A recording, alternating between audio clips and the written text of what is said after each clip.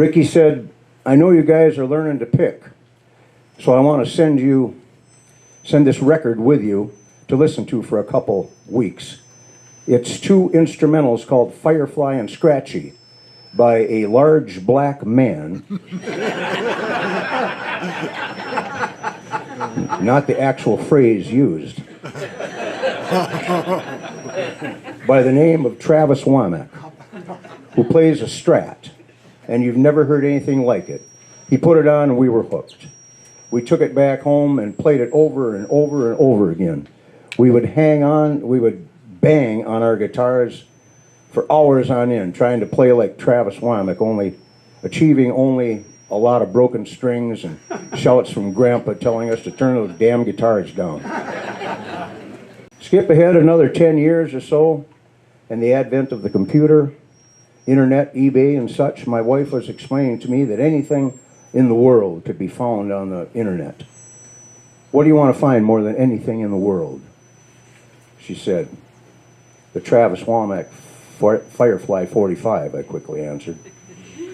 Soon I had my third copy of the elusive disc. I considered converting a machine pistol case to carry the lethal record in. A few years later, and everyone started to have a website. Although I thought Travis Wammack was probably long gone, like Freddie King or John Lee Hooker, and had only released one single that I knew of, it sure would be great to find some info on this mysterious master of the Stratocaster.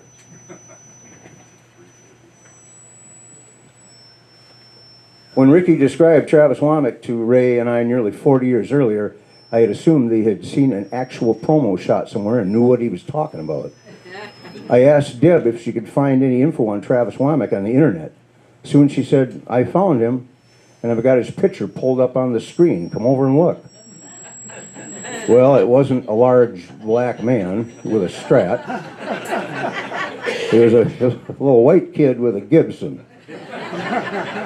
Enlightenment after 40 years. That was about 10 years ago. That's when I got the Scratchy guitar from Memphis CD, and I've been listening to it ever since and dreaming of one day making the journey down south to see and hear the guitar player that I've held in such high esteem for half a century. Got the book, and I didn't put it down until I had read it all. I only wish that my cousin Ray could have discovered the real Travis Wammack.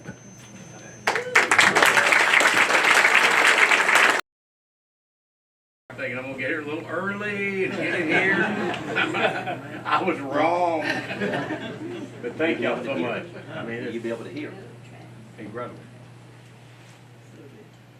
Do you think, now, do you think you can take the hearing aids out, it will matter? Okay.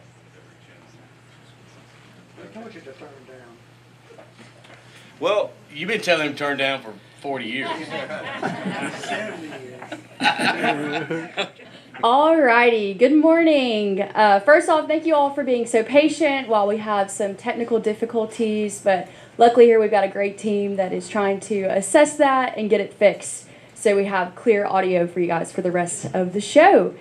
But thank you all for joining us today. November is a special month for us here at Counts Brothers Music as we celebrate our 42nd year in business. We are grateful for each and every one of you, our customers, friends, and familiar faces for supporting these Legend Series events and helping us keep our music community thriving. We would also like to extend a special thank you to Colbert County Tourism for sponsoring this event and helping make today possible. Let's give them a round of applause. As well as to Johnny Ballou for helping moderate and promote these series.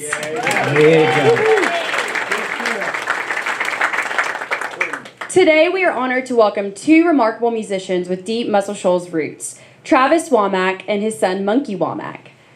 Travis Monkee Wammack Jr. grew up in the heart of Muscle Shoals music, raised by his father Travis. At 5, he was sitting in the control room at Fame Studios, and by 7, he was performing professionally. At 13, he became his father's permanent drummer.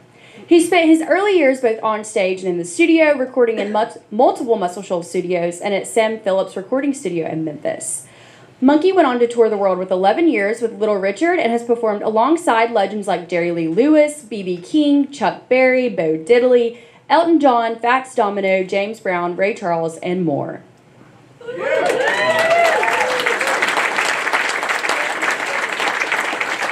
Born in Walnut, Mississippi, Travis Wammack launched his career at just 11 years old, writing and recording his first record and becoming the youngest member ever voted into the Musicians Union. After moving to Memphis, he made his mark at 16 with his 1963 #1 hit, Scratchy, becoming the first guitarist to develop and use fuzz tone. By 1969, his talent brought him to Muscle Shoals, where he worked alongside legendary producer Rick Hall at Fame Records. His guitar work appears on hit records totaling over 60 million in sales, backing artists such as Aretha Franklin, Wilson Pickett, Little Richard, Mac Davis, Clarence Carter, the Osmonds, Bobby Gentry, and many, many more. Thank you.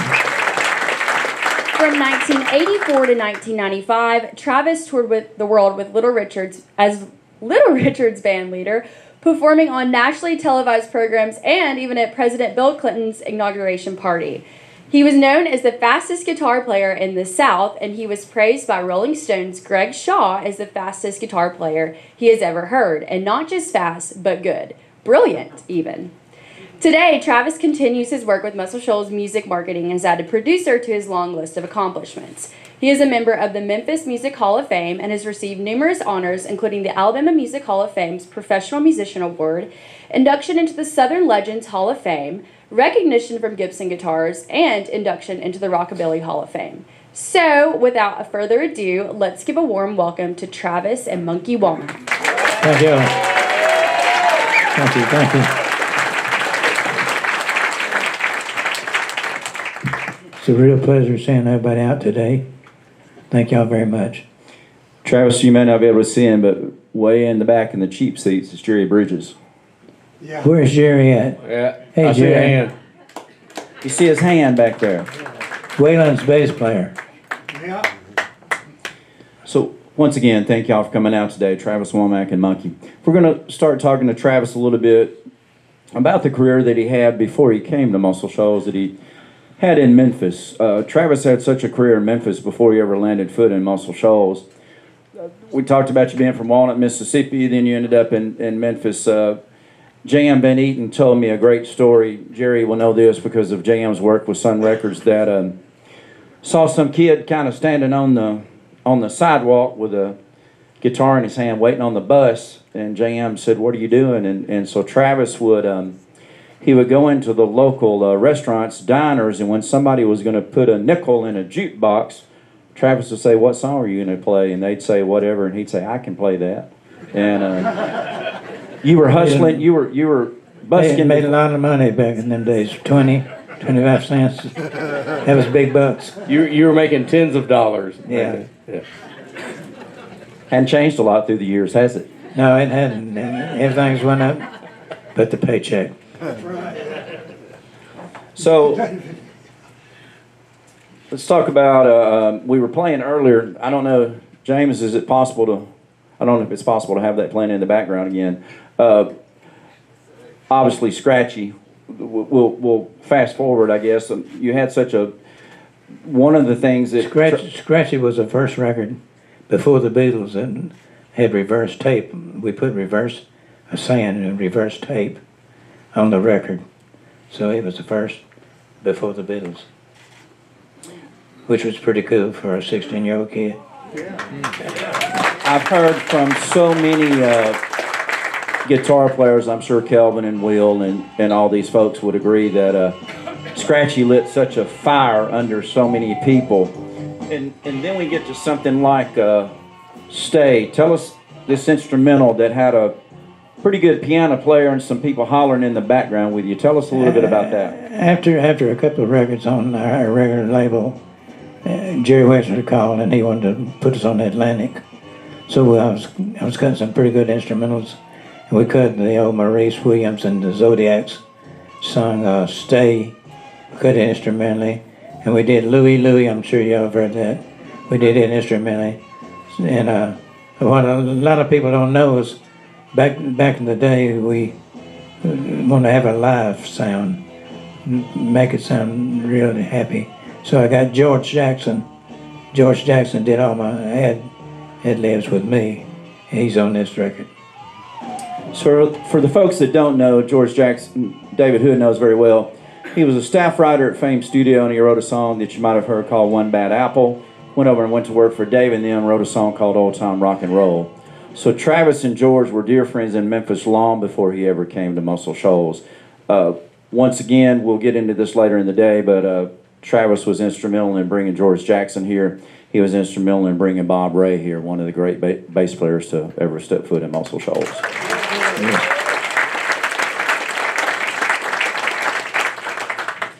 So you're doing these instrumentals, you're doing stuff with Roland James, you're doing stuff at Sun Studios. I should have had Jerry Phillips up here to tell us. We were recording on a single track tape machine, no monitors, and about 2 mics.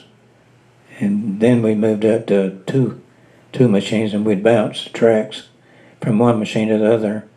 And Roland was so good, he was really good. He knew how to set the settings, roll some of the bass off because of the second generation of the tapes. And you listen to the records now, and they sound great compared to a lot of stuff back in the day. We'll get into this later, but Jerry has such a... I keep going back to the well with Jerry Phillips and Sun Records because not only did Travis record there, and then later in years, Monkee recorded there, and Sam Phillips had some really nice things to say about Monkee, so we'll talk about that later on as well. So you're doing all these things with Roland, you're playing around Memphis, playing all over the world, and... Scratchy was a big hit in England before it was a hit in the United States. So Peter and Gordon, some of y'all, if you're as old as me, you remember the name Peter and Gordon. Peter Asher. Had a hit record, World Without Love. My record, they heard it, and they called my booking agents, and they said, hey, we want Travis's group to back us on the USA tour. So we did 2 USA tours with Peter and Gordon. Peter Asher, who later became James Taylor and Leonard Rosded's producer. And every day, Peter Asher's sister was going with Paul McCartney. So we'd hear from him, talk to him. I talked to the Beatles, George always asking me about my sound. And we didn't really think anything about them. They weren't that big at the time. But look out. I think it was 1963, you backed up Peter and Gordon on the Ed Sullivan Show. Yeah. So I was reading in that book about them, and we haven't talked about this, I meant to ask you, but do you remember, I think it was the New York World Fair, for some reason they had some sort of a moat in front of the stage. Yeah, and the World's Fair, that was the first show with Peter and Gordon was a New York World Fair. They had a moat, water around the stage. I mean, back then, Peter Asher and Gordon, they were just as hot as the Beatles were, and the people were going crazy. So they had security guards all around this water.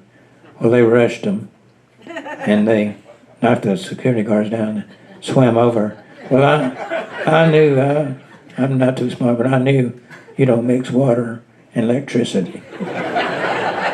So when they went up on stage, Gordon, he had a favorite word. His favorite word was the F word. He used it, and back then you just didn't hear that. Back in the 60s. And a girl grabbed him, and he still had his, played electric acoustic guitars. He was right out the word. You could have heard the pin drop. I mean, he was famous for that word. I think you were smart enough to unplug, though, so you didn't get shocked, right? Yeah. They threatened to take planes down because of that word. Wow. Peter was a great guy, but Gordon was wild. So you got through touring with them and came back to Memphis, and I have to go ahead and apologize because I totally left it outside, but tell us about going to the drive-in and bringing something home with you, and not popcorn. I sat at the drive-in speaker one night, and You know, some of y'all may remember the little speakers that you hung on the window. And I was listening to it, and I thought, you know, a guitar would sound good coming through that. So I credit myself with having the first pedal. I borrowed that speaker from him. And, So everything I've done wrong, it came from you. well, Right. maybe. But these two instrumentals that they played or are going to play, I played them through the drive-in speaker. It's a sound that you can't find a pedal that will sound like them. It's just a unique sound, especially for back in the 60s. So don't y'all go to the drive-in and get them speakers. Kelvin, how many pedals has Billy Lawson traded out here in the last month or so? So you're in Memphis doing all this stuff, being innovative, all these people are noticing everything. And then at some point... Cutting instrumentals and doing some vocals, working at High Studios, and I had a deal with Tommy Cogwell at American. I cut 2 singles with him, and so I was playing at a club one night. Tommy brought Rick Hall up. Rick heard me play, and he wanted me to move down. I was kind of hesitant about doing it. And so he was flying me down on that little southern airplane. You remember that, Dave? Yeah, I sure do. I wouldn't get on it now. But I'd fly down and record, and he'd fly me back. I'd get on the plane that afternoon. And I finally moved down. He made me an offer. As old saying goes, I couldn't refuse. And I started doing sessions at Fame, and played on a bunch of hit records there. Rick was really hot at the time. I don't know whether we helped him get that way or what. We got some pretty good stuff. Some of the greatest songs that came out of Fame was during your tenure there, and with the Fame gang with Ronnie Eads and Bob's here somewhere, I think. Also, I don't know if there's Bob Ray right back there. Yeah, Ronnie was there. So was Bob Ray. Is any more of the original Fame gang? But Jerry Bridges is back there also. Yeah, Jerry. Yeah. Y'all cut a lot of great records. Clarence Carter stuff, and as we talked about earlier on One Bad Apple with the Osmonds and everything. Mac Davis, Baby Don't Get Hooked on Me. We never did get that Cadillac. He promised all of us a Cadillac if we cut him a hit record.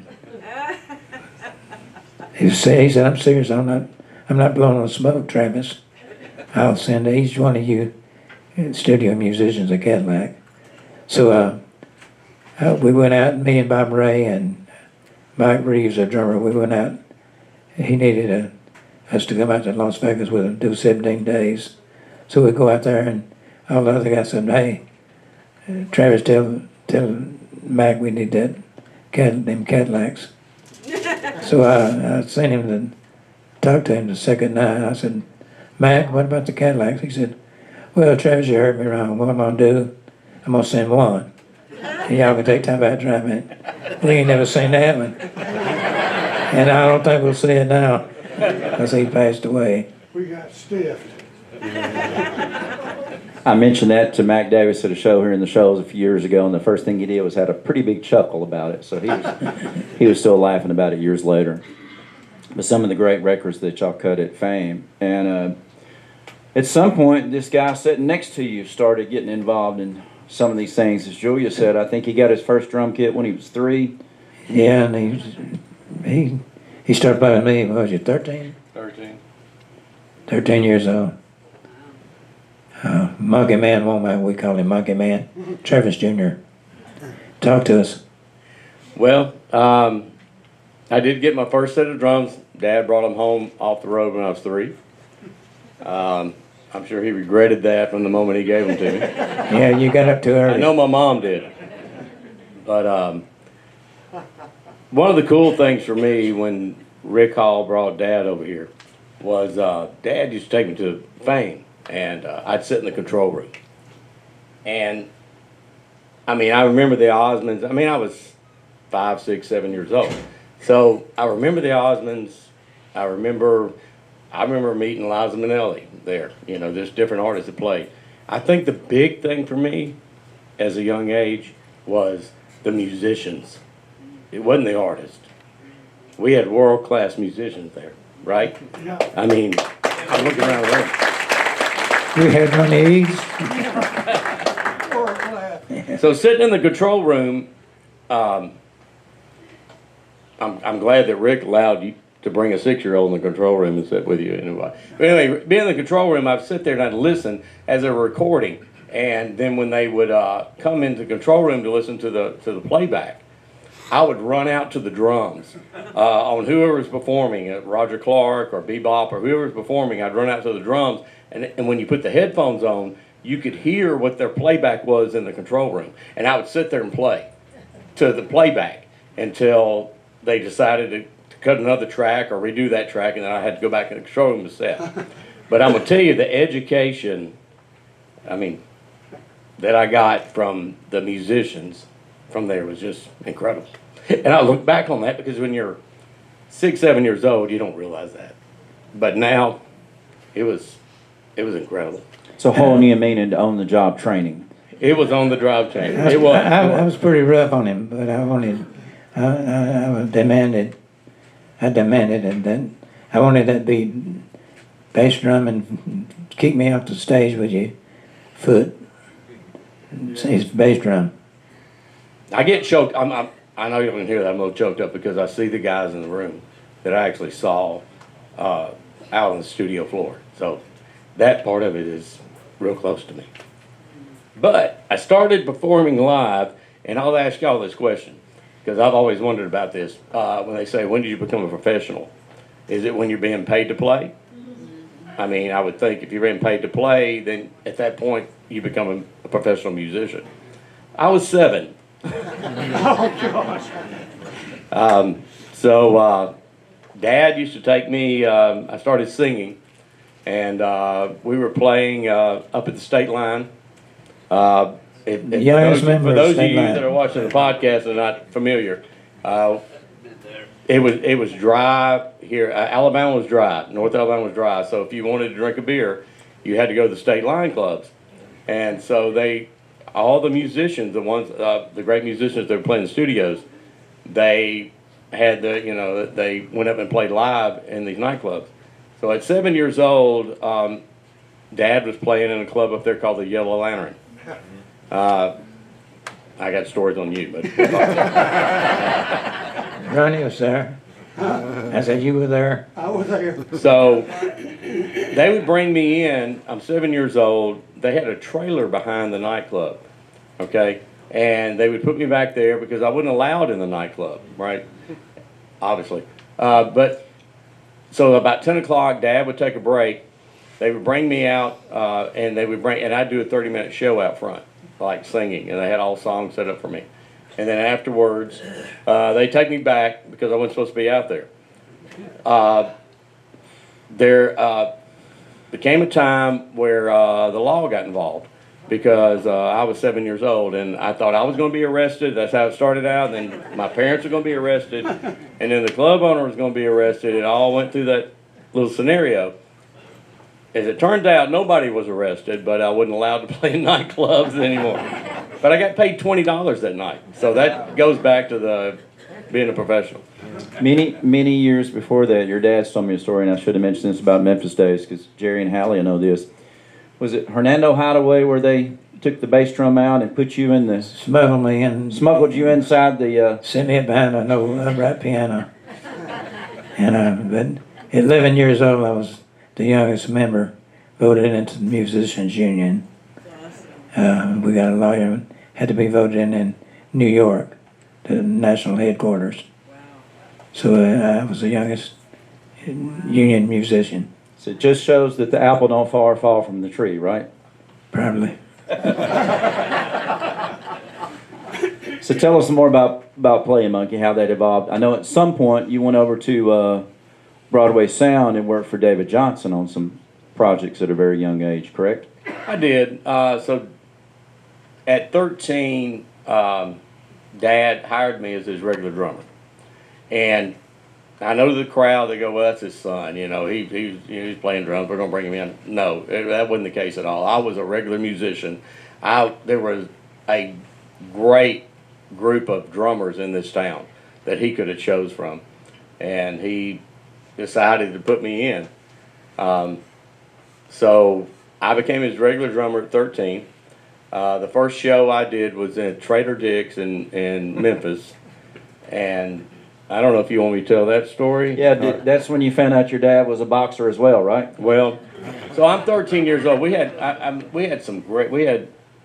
back then we were he had Ava and you had Cindy, and the band was a huge band, right? And I'm 13 years old, and I'm telling you, this is new to me. I practiced with the band, but I never played. And I'm in a nightclub for the first time, and it was a big nightclub, but it wasn't a dancing nightclub. They didn't have a stage, or didn't have a dance floor. So the stage was set up like this, right at the very front of the bar. And we rehearsed that day. The stage was a little rickety, right, to the point that the microphones were kind of doing this right here, even rehearsing. And we made the decision that we're just going to duct tape the microphone bases down so they wouldn't do this so much. So we go to play that night, and I'm telling you, rehearsing's not like playing, as everybody knows, and we're just rocking. And you can sit there and watch these microphones as he's singing and all this, and I'm behind the drums, and he's sitting there doing this. Well, had a guy that came up to the front of the stage, and he started kicking the stage. Just kicking the stage. He was dancing. He wasn't mean or anything, but he was dancing. He's kicking stage. He's having a good time kicking stage. Well, these microphones are doing this right here. And then all of a sudden, he kicked the stage one time, and the microphone popped Dad in the mouth.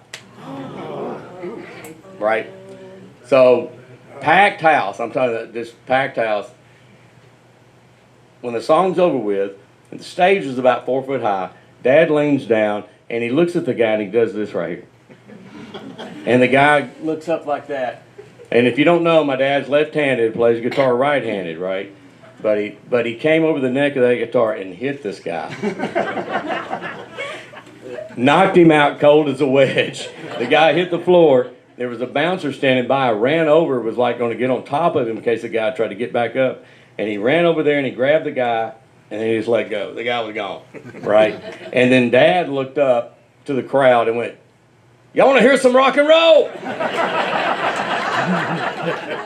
I bet the next thing out of his mouth was, "Can I hear the lady scream?" Don't kick the stage. Don't kick the stage, right. But at 13, it was like, what just happened? What am I doing? Let's play another song. Hey, Monkee, I was there too that night, and it was the most unusual thing I'd ever seen in my life. I've never seen anybody reach off the stage and knock somebody cold. But how cool was that, Jerry? Like ice, man, it really was. That's when I knew I wasn't going to mess much with Travis Wammack. You were going to get a show regardless, right? Is that when you were a pygmy wrestler back in the day?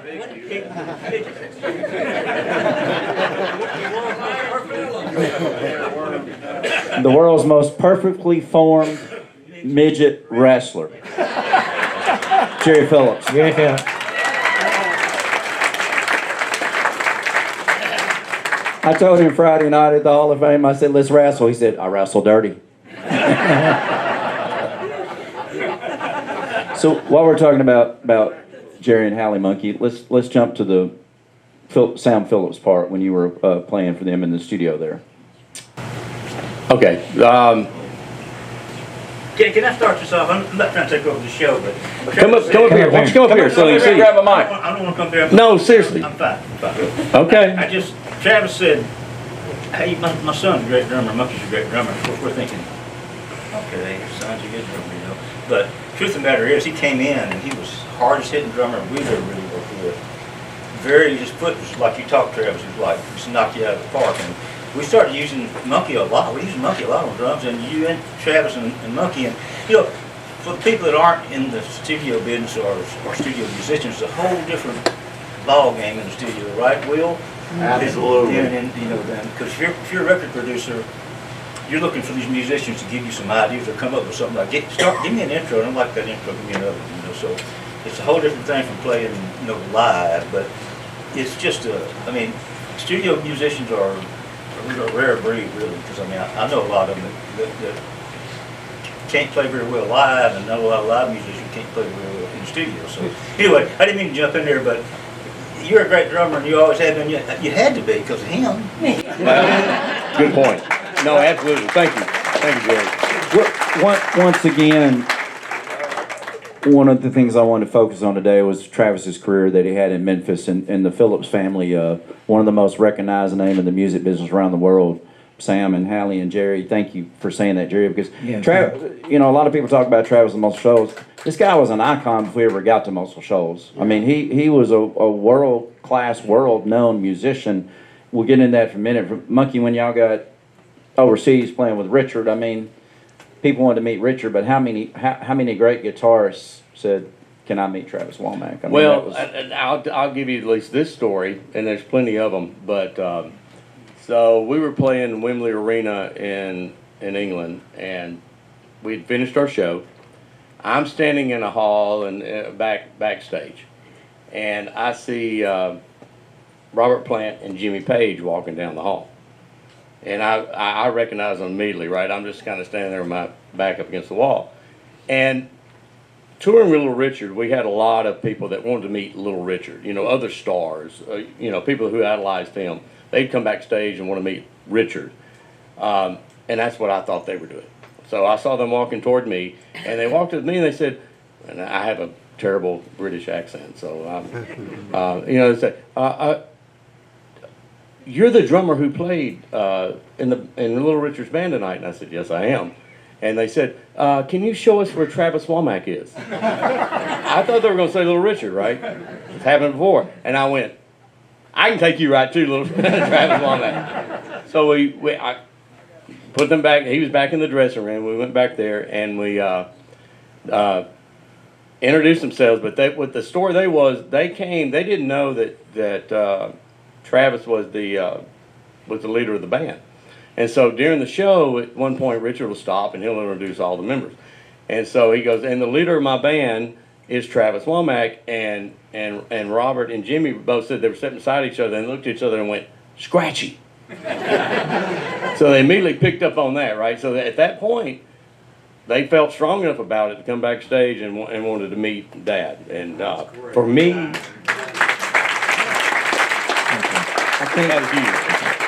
I think you both guys told me that when you got there, and maybe Dave Edmonds was the leader of the band, and Richard said Travis Wammack, guitar player, and they said, "Oh, we got the guitar player." Well, that was we played the Cinemax special. The Cinemax special, right? So when Richard decided he wanted to start touring again, and the one of the first shows, or the first show I ever did overseas, was that Cinemax special.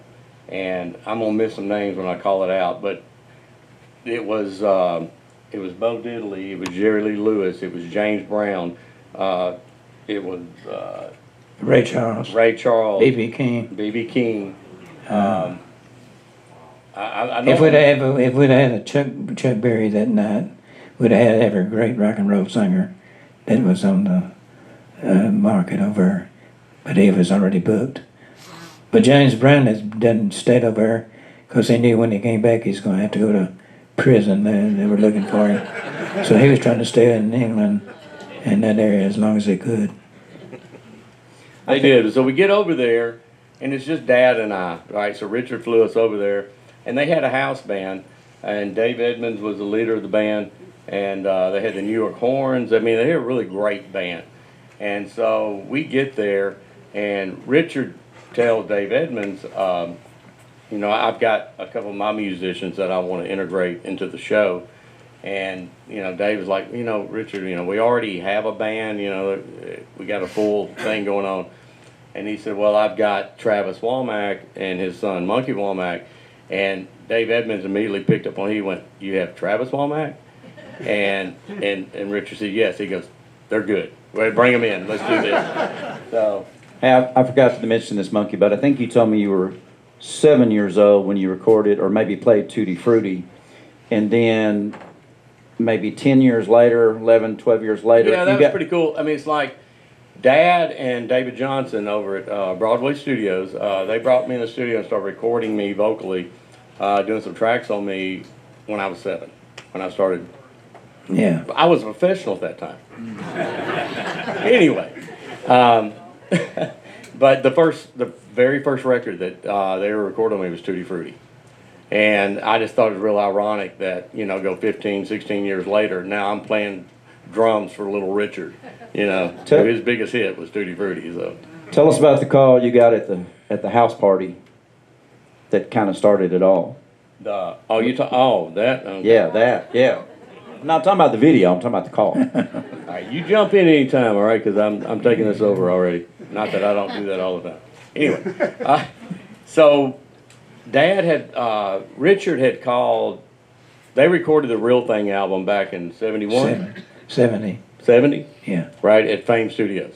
And so then Richard, if you can look at the backstory of Little Richard, he had a really hard time between his religion and being a rock and roll star, right? So I'm not going to get into that. But in about 1981, was it, that he called you to do the next album? 84. Was it 84? Yeah. So he called Dad at our house and was like, hey, this is... He wanted me to get as many of the musicians that had recorded on the Real Thing album for this album. And I was able to get Jesse Boyce, who was a great bass player. But I got James Stroud, the drummer, and so Little Richard up in. I guess who he lined up for keyboard? Billy Preston. So we had a good rhythm section over there, cutting the gospel album. And we got it. Magically it appears. There it is. Yeah. And I think you have 4 songs that you wrote. Yeah, Richard didn't like any of the songs that the producer had gotten, so he said, can you write some gospel songs, you and Jesse?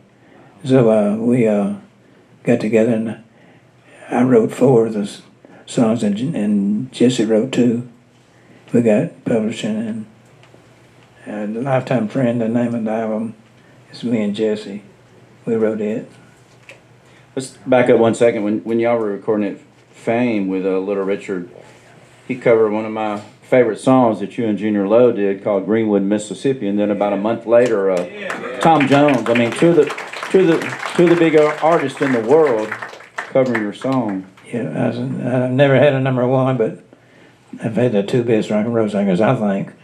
Yeah, the king and queen of rock and roll. Yeah, beauty on duty. Shut up. Where's Cheney? We need him now. I'm listening, baby. Partly truth, partly fiction. So tell us about the when you called Monkee and said, Yeah, so Rodney just walked in the door. You were probably with him at the house party.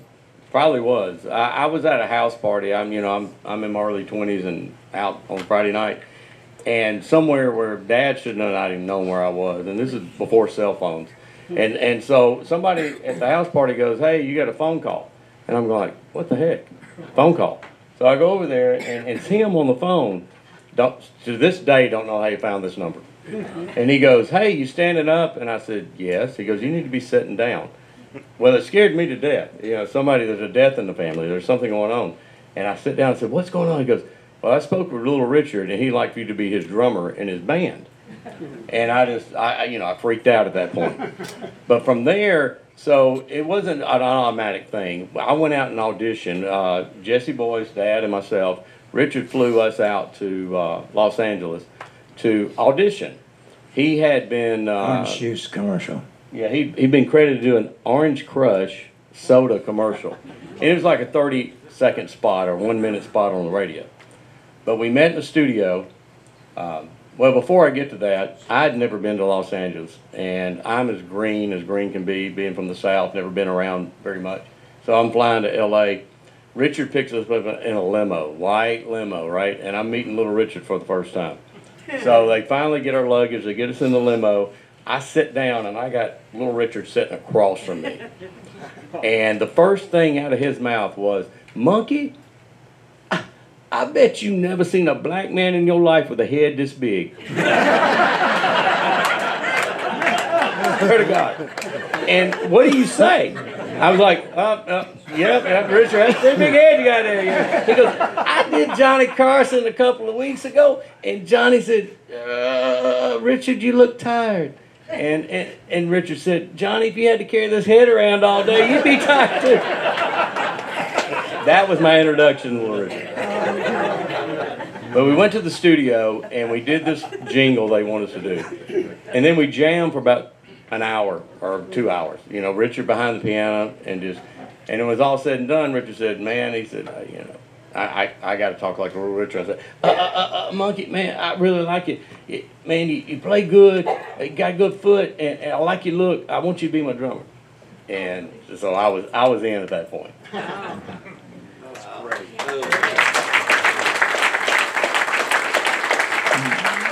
You had to have a lot of stamina to play with Little Richard, because he played wide open. I mean, it's unreal. And his songs wouldn't 2 or 3 minutes, it'd be 10 and 15, right, Kelvin? Yeah, if Richard felt like his voice wasn't working that particular night, the band got a lot of solos. A lot of solos. He wear a saxophone player out. Played Keep It Knocking, Don't Come In for 27 minutes in Germany one night. And you're absolutely right. At one point, I'd play right hand cymbal to rub his shoulder. he did. I'm telling you, Wayne Chaney, by the way, who was, he did everything. He was our road manager, but he also played on the show and did everything for us. But yeah, that particular instance.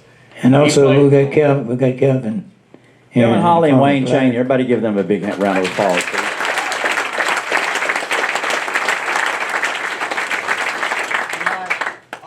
All the guitar players come in and wanted to meet Richard, wanted to meet Travis. Richard got really mad.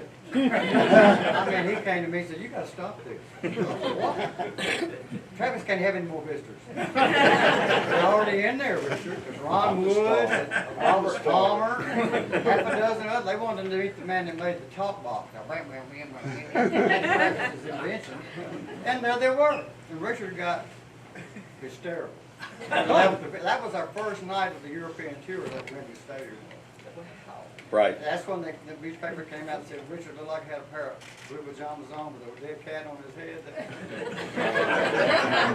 And that's exactly what he looked like. Speaking of that, Monkee, was there ever an instance where Richard got rid of his shoes and his clothes? No, he did. That Johnson Rock and Roll. Johnson Rock and Roll. Yeah, the rock and roll. Tell him about He came out on the stage, and that was a show with everybody on, except for Chuck Berry, and he come out on the stage, jumped up on the piano, pulls his shirt off, dangles it around, throws it out in the crowd, throws his 2 boots out, and when he left the stage, he had his overcoat and his pants, and that was it. And so the encore was everybody on stage. Richard went out the same way. He didn't have a shirt or shoes. Didn't throw them away. Monkee said that Richard was over there with his entourage trying on everybody's shoes, trying to find a pair that would fit just to come out on stage. Yeah. I'll tell you, and a great story, if we're talking one Little Richard story I'll tell. We were touring, we were down in Brazil, and Chuck Berry and Little Richard were the 2 headliners for this show. And so we were doing 4 shows down there, and they decided that they were going to alternate as far as being the headliner. Chuck Berry one night, Little Richard the next night. First night it was Chuck Berry, and that all went well. So the second night, we're sitting in our dressing room, and it's Little Richard and everybody sitting, all the band. Chaney, you were there, and right next door was Chuck Berry's dressing room. Thin walls.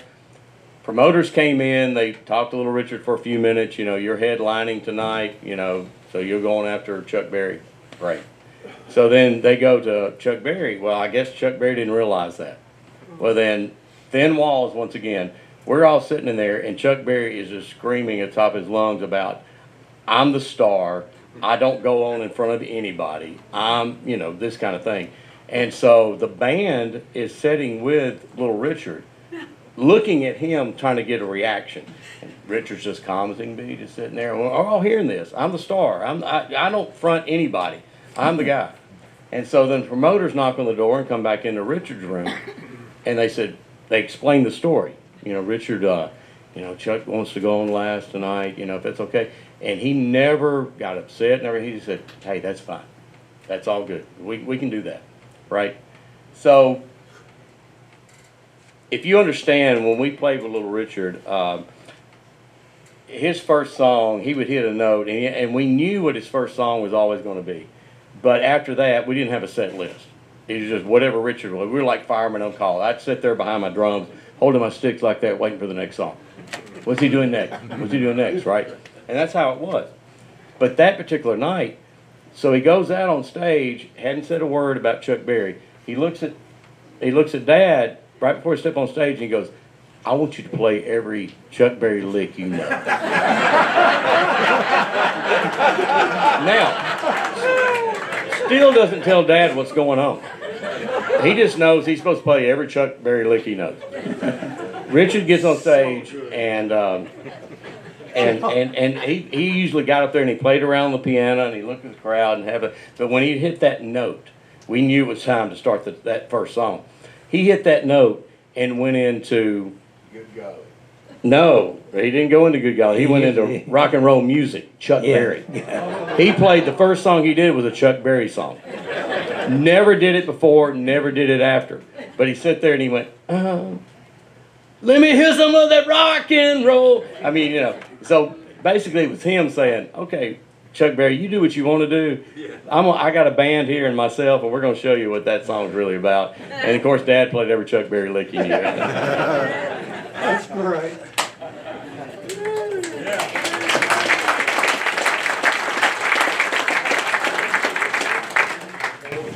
Hey, can I say something? I got a Chuck Berry story about Sure, it's okay. We're talking about two people that got egos out there. Right. We were in New York and Come up here and talk on the mic. no, it's okay, man. No, we can't hear you. Come on, Jerry, come on. If I got to walk you up here, This is relatable, you know what I mean? Jerry Phillips. So, how y'all doing? So, Chuck Berry and Jerry Lee got into a little argument about who was going to close the show, Same situation. same situation. So they argued a little bit, and so Jerry Lee says, okay, Killer, you can close the show.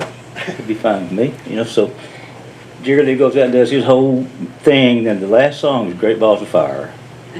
So he pulls out back of his pocket Ronson lighter fluid and pours it all inside of the piano. Throws a match in there, and the piano is on fire. I'm gonna say a bad word. Says, "Follow that, you motherfucker."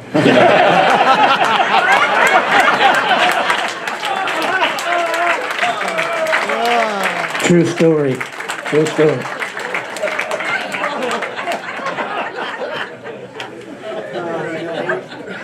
I don't know what to say after that. I know what, Little Richard, he didn't call you Monkee. Okay, can we cut the cameras off of this? Do I really have to tell this? No. You're involved in this. My middle name is Lavoid, okay? Now it's on camera, everybody knows. Lavoid. And I'm a junior. Today is Travis Wammack and Lavoy. So you got it also. Richard, because I was the youngest one in the band, by far, Wayne. Richard used to always take me under his wing, for whatever reason. He'd call me up and go, baby, I hear y'all, tonight y'all going to a nightclub somewhere, doing something? I said, yeah. I said, the guys are talking, there's a nightclub about a block away. We thought we got a big show tomorrow. You need to be rested. You don't need to be out there doing, you need some sleep. That was Richard trying to take care of me. That's great. But he decided, he heard this middle name that we have, Lavoid, and in his mind, he thought it was great. He thought it was great. He goes, Monkee, I'm going to start calling you Lavoid. You got Madonna, you got Cher, you need to be Lavoid. Needless to say, I hated it, okay? Nothing against you. I hated it, but for a few shows after that, when he introduced all the band, it wasn't Monkee anymore. He's like, I like to introduce my drummer, it's Lavoid. It's Lavoid. When he came out with his book, and Richard's got a great book, autobiography, and I wanted him to sign my book, I thought it'd be great, and he did sign it. You know what? To Lavoid. Okay? We got time for another story too, and then we're gonna take some questions. Because I think this is so cool and everything. Let's fast forward to when we were talking the other day about y'all were out in LA doing a benefit. Y'all were at an actor's house, and it was you and Travis. Y'all had been rehearsing, and y'all went into the music room. Monkee told me that he walked into this music room, and he said CDs had first come out, and he said I had like 2 at home, and this guy's got like 1,000. We're trying to figure out who it is, and it's an actor, and Travis says, squeal like a pig. They're at Ned Beatty's house, and they're in a music room, and there's a drum kit and a guitar, and y'all start jamming, and We were just sitting there, and Richard sings, and Richard he does any style. But we were playing some, just kind of noodling around some gospel stuff. And I knew from some videos, earlier videos, what's that guy's name? Morky Minnie, Robin Williams. Yeah, Robin Williams. And he... And Ned Beatty. Do what? Ned Beatty also. It was Ned Beatty's Yeah. house, but Robin Williams. So we were playing, so I had seen the video where Robin Williams played a harmonica. Well, I had some in my case. So I said, if you don't mind blowing the harmonica after me, I've got one in my case. He said, oh, I don't mind it. So we sat in and jammed for probably 30 minutes, blues and gospel, and him playing the harmonica. They had to call him to get him to come to his show out front. He was having so much fun back there. So they tell me that they go out there, and when y'all finally start doing the show, it's like for some sort of benefit, some high dollar benefit and everything. And they're Richard, as Travis has done a million times, they've got LA's top musicians, playing there and everything. They've got all these charts. Well, Richard just starts into this gospel music. Monkee said they're thumbling through this stuff like a phone book, trying to find the charts, and Travis finally says, it's just 3 chords. And my favorite Travis Wammack saying that Ronnie Eads and I have talked about a million times. We play from the heart, not from the chart. Sure. There you go.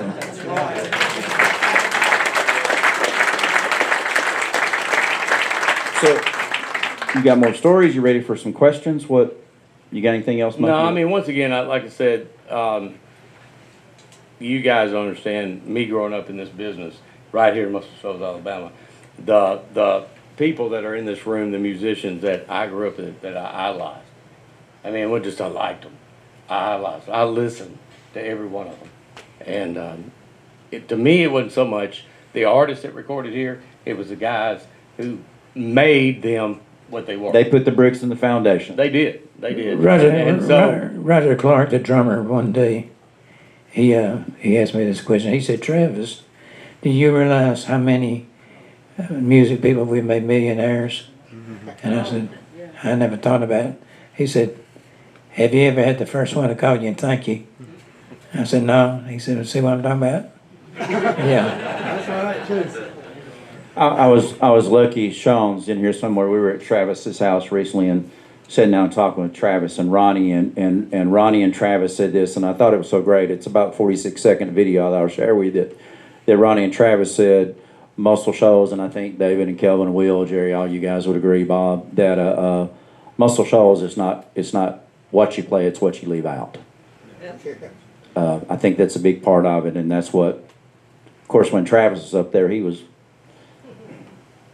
doing everything. Yeah. He was letting it all hang out, exactly. The tree and the trunk. I wasn't gonna say that. Billy Lawson's back there. He'll get it. He'll get it. That's Junior Low. Yeah. You want to tell that story? No. We really That's another podcast, right? really have to cut off the. That's an after-hours episode. Say what, Janie? Called us up and said, why we're playing in Chattanooga, go by and get Junior Low. What? He's the trunk in the tree too, baby. I want to see it. And I go by and get Junior, and Junior says, what am I going to do? I said, what do you usually do? He said, well, you don't want to know that. So I didn't ask anymore, but I took Junior Low, and he got paid a musician's salary just to go sit on the side of the stage and hang out with us because Richard liked him so much. If y'all need Junior, you can't do nothing but just love Junior Low. He lights up the room wherever it is. All right. Anybody got any questions? Bob Ray. Monkee, Yes, sir. tell a story about your uncle. Okay. Yeah, that is a great story. All right, it is. So, as Dad said earlier, I mean, Dad and Bob met up, and I don't know how old I was. I'd have been 3 or 4 years old, right? And so Bob, when Dad talked Bob into coming down here to the south from Wisconsin, he lived with us for a short while. I used to call him Uncle Bob. I still do to this day. I've got kids, and he's their great uncle, okay? But there was a story that came up, and I actually, innocent enough, asked my mom. I don't know why it came up, but it did. I asked my mom at one point, was Bob really my uncle or just my mom's best friend?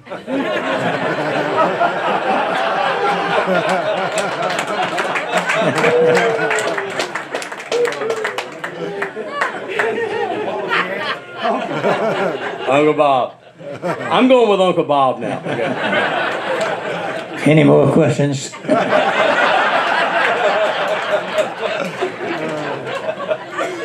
Anybody else got a question?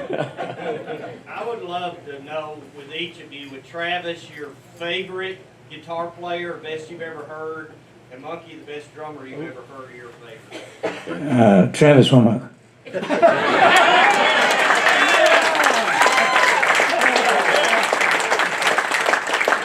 What about you, Monkee?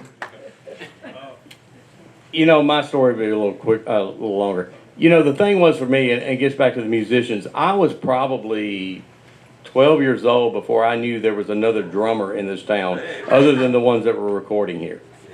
Right? That's what I did. When I was a kid, I had a reel-to-reel, and I had a set of drums in my bedroom. And every time Dad would go to Fame and record, he would bring me a reel-to-reel of either demos or sessions or whatever he's doing. I'd put that up. I'd put headphones on with my little portable reel-to-reel, and I'd sit there and I'd play to all the great drummers that were playing on these tracks back in Muscle Shoals. You know, and it was Roger Hawkins, it was Bebop, it was Roger Clark, it was Freeman Brown, and I'm going to leave a bunch out when I say this, but that's what I did. I sit there and worked my chops up on listening to the demos that Dad would bring me home every day.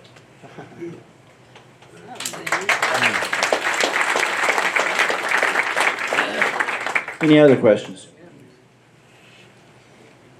Everybody's being quiet and shy. A lot of people don't talk about what a great singer Travis That's a good point. and Monkee both. Yeah, really. What Kelvin's saying, Jerry, is a lot of people don't talk about what a great singer Travis is, and Monkee as well. I don't know, Wanda's right over there. She walked in, I said, Wanda, how many million shows have you worked with Travis? But as I said earlier, and I don't, Michelle will laugh with me, I love Travis for this. We were at Donnie Fritz Memorial a few years ago. Travis is up there on stage, and what does he say at the memorial? Can I hear the lady scream? Well, can I hear the lady scream? Thank you.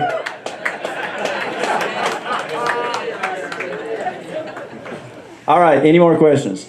I will say on that, we did a tribute for Dad back, was it May, June last year? Jim. And we did a tribute for him, and I sang about 4 songs on this tribute, and I had to lower the key on every song that I sang.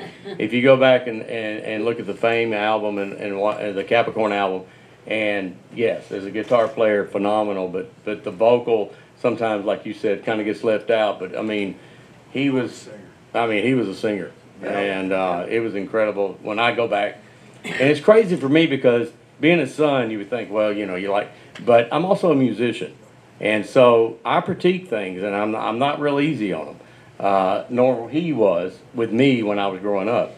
But listening to him, I mean, I just, not being a son, but being a musician, and listening to that, I mean, it's some incredible work that he did back then. Doug Wright. Travis, is there anyone who you attribute to teaching you how to sing or learning from? Who's this? He's saying, was there anyone that you contribute, that you say maybe you looked after to learn how to sing or play guitar? No, not play guitar. Sing, excuse me, sing. Sing. George Jackson. I grew up with George Jackson in Memphis. George taught me. Taught me how to sound black, how to sound my phrase, my words and stuff. So I'd have to credit George with doing it. That's great. I agree with that, because if you go back and listen to the first recording that Dad sang on, he sounded like Brenda Lee. Right? That was before my voice broke. Yeah, when I first started recording, Roland James, great guitar player in Memphis, was producing me, and he said just to keep you pacified, he said I'd cut an instrumental on one side, and the other side I'd put a vocal on just to keep you happy. He said, but you sounded like a young Brenda Lee. All right, we got time for maybe one more question. Anybody else got anything? All right, Joel. I got a statement. You talk about Travis and how all these other musicians locally, and they always played, sometimes you not quite right, to make that musician sound good. But those things they did in the studio, they also do live. In other words, I've been very fortunate myself as a guitarist to sit in on a lot of jam sessions with Travis and some of the other musicians here. And when it comes time for them to give you a song or a lead break or something to sing, they tried to make you look good on that song when you said it. He could have grinded everybody out with the vocals and just with guitar playing, God knows. They always, if you jammed with him, he made you sound good. So, you know, and that's one of the great attributes, I think, of Travis, Monkee, and all these other great musicians. They always try to, when they're jamming, whether it's in the studio or live, they're going to make you sound the best you can sing. That's like me. Yeah, absolutely. Thank you. So, before we wrap it up, some of you know this and some of you don't. When we leave here, we're headed over to Champions to have a little birthday celebration for Travis. I think at some point there'll probably be some music to break out, but I'd love for you all to join us there. Hot tamales. Tamales, yeah. Fried fish. Exactly. Thanks again to James and Julia and Niles and Terry and Libby and all the staff here at Counts Brothers. Where Libby, Will, somebody... I'd like to thank everybody for coming out today. What a crowd, just out of nowhere, boom. Thank y'all so much. Yeah, I can't... There's nobody in Muscle Shoals that I can thank more than Travis Wammack for everything he's done for me. It's a great honor to be sitting here with him today. And it's also his birthday. Would everybody join me in wishing Travis Wammack happy birthday? Thank you, Lynn. Will, happy birthday. Y'all sing, everybody. Happy birthday to you. Happy birthday to you. Happy birthday, dear Travis. Happy birthday to you. Thank you. And many more.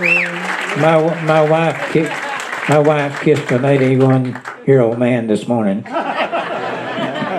And thank y'all so much. It's a real honor to me. I'm kind of hanging on his coattail, but I appreciate y'all having me out here and being able to tell a couple of stories. Yeah. Thank y'all so much for coming out today.